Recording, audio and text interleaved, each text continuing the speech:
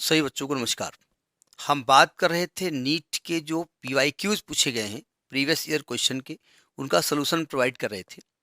उसके तहत electric charges and field, ये क्लास 12th का पहला चैप्टर है, इसके क्वेश्चन डिस्कस कर रहे थे। ठीक है, इसके कुछ क्वेश्चन हम डिस्कस कर चुके हैं, उनको इसी प्लेलिस्ट में डाल दिया है। जो प्लेलिस्ट बनी होगी इलेक्ट्रिक चार्जेज एंड फील्ड की, उसमें देख लीजिएगा। अब बेसिक खिदमत है, नेक्स्ट क्वेश्चन देखिए।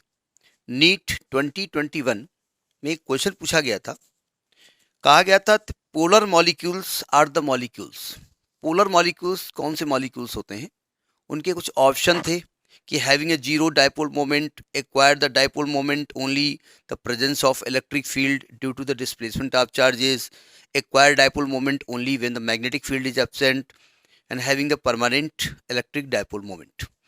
देखिए, जब आपको डाइपोल पढ़ाया गया था तो डाइपोल बताया गया था कि जब दो चार्जेस इक्वल एंड अपोजिट, एक माइनस क्यू और एक प्लस क्यू, बहुत वेरी शॉर्ट डिस्टेंस पर रख दिए जाते हैं, तो इसको हम कहते हैं डाइपोल। और इसका जो मोमेंट था वो था कोई एक चार्ज और इनके बीच की जो डिस्टेंस है 12 ले लिया, उसके बीच का प्रोडक्ट, ये डाइपोल था।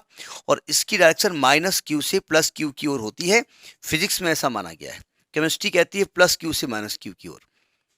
तो वो तो एक बताया गया, तो डाइपोल मोमेंट इसलिए होता है कि डाइपोल को जो इलेक्ट्रिक फील्ड में रखते हैं ना, तो इलेक्ट्रिक फील्ड में वो घूमने की कोशिश, इलेक्ट्रिक फील्ड क्या करता है, इसको अपनी डायरेक्शन में करने की कोशिश करता है, और डायरेक्शन में करने की वजह से वो उसको घुमाता है। तो घुमाने की वजह से उसमें डाइपोल मोमेंट आ जाता है, उससे हमको मतलब नहीं है। ये पोलर मॉलिक्यूल्स क्या होते हैं? देखिए, ये केमिस्ट्री का कॉन्सेप्ट है। जैसे आप कुछ मॉलिक्यूल बनाते हैं, तो मॉलिक्यूल का मतलब होता है दो या दो से अधिक एटम्स मिल करके एक मॉलिक्यूल बन गया। ठीक है, अब मान लिया हमने मॉलिक्यूल बनाया, तो इलेक्ट्रॉन की शेयरिंग दो तरीके से होती है। एक तो कोवेलेंट बॉन्ड बनता है, ठीक है, एक में इलेक्ट्रॉन की शेयरिंग होती है, एक ने एक दूसरे को इलेक्ट्रॉन शेयर कर दिया। तो जैसे हम HCl बनाते हैं, HCl हाइड्रोक्लोरिक एसिड पढ़ा होगा, तो HCl में क्या होता है कि भाई हाइड्रोजन के आउटर मोस्ट ऑर्बिट में एक इलेक्ट्रॉन होता है। तो नियमतः जितने इलेक्ट्रॉन हाइड्रोजन में उतने ही प्रोटॉन है, तो हाइड्रोजन एक न्यूट्रल एटम है। Cl में जितने प्रोटॉन है उतने ही इलेक्ट्रॉन है, तो Cl भी न्यूट्रल है। लेकिन Cl के आउटर मोस्ट ऑर्बिट में 7 इलेक्ट्रॉन होते हैं और हाइड्रोजन में एक होता है। तो आप जानते हैं कोई भी सिस्टम एक स्टेबिलिटी चाहता है, केवल आदमी को छोड़ करके। आदमी स्टेबिलिटी नहीं चाहता, उसको चाहता है अकाउंट में जितने जीरो लग जाएं और बढ़ जाए। लेकिन एटम कहता है कि अगर आउटर मोस्ट ऑर्बिट में 8 इलेक्ट्रॉन है तो ऑक्टेट कंप्लीट, और इसके बाद हमको इलेक्ट्रॉन नहीं चाहिए। अगर पहली ही ऑर्बिट है तो 2 ही इलेक्ट्रॉन से काम चल जाएगा। तो हाइड्रोजन के पास एक ही ऑर्बिट होती है, तो 2 इलेक्ट्रॉन चाहिए इसको। और क्लोरीन के पास जो ऑर्बिट बाहर की होती है उसमें 7 इलेक्ट्रॉन होते हैं। तो हाइड्रोजन को अपनी पहली ऑर्बिट को कंप्लीट करने के लिए 1 इलेक्ट्रॉन चाहिए। तो क्लोरीन से कहता दे दो, तो क्लोरीन कहता दे दें, काहे दे दें, हमारे हमको खुद ही एक चाहिए। तो शेयरिंग ये नहीं करते, ये क्लोरीन हाइड्रोजन के इलेक्ट्रॉन को ले लेता है। ठीक है, अब या यूं कहिए कि ये प्रोटॉन दे देता है, तो प्रोटॉन का नहीं देता है। तो होता क्या है कि एक हाइड्रोजन इससे निकल करके क्लोरीन, एक इलेक्ट्रॉन इससे निकल के क्लोरीन में आ जाता है। तो अब प्रॉब्लम ये होती है कि HCl में 2 इलेक्ट्रॉन की, एक एक इलेक्ट्रॉन की शेयरिंग होती है। शेयरिंग होती है, शेयरिंग मतलब वो शेयर नहीं करते, ट्रांसफर होता है।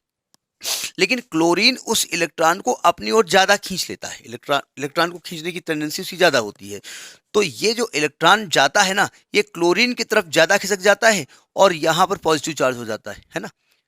तो यानी कि ये निगेटिव हो जाता है, ये पॉजिटिव रहता है, ये हमेशा रहता है जब भी HCl मिलेगा।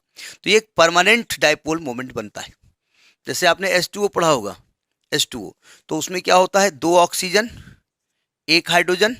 तो यहां से ऑक्सीजन से 1 इलेक्ट्रॉन जाएगा हाइड्रोजन के पास, उल्टा बोल रहा हूं, हाइड्रोजन से आएगा ना। तो ये माइनस डेल्टा, ये माइनस डेल्टा, ये +2 डेल्टा, ये होता है ना। तो ये परमानेंट एक डाइपोल बना रहता है, परमानेंट।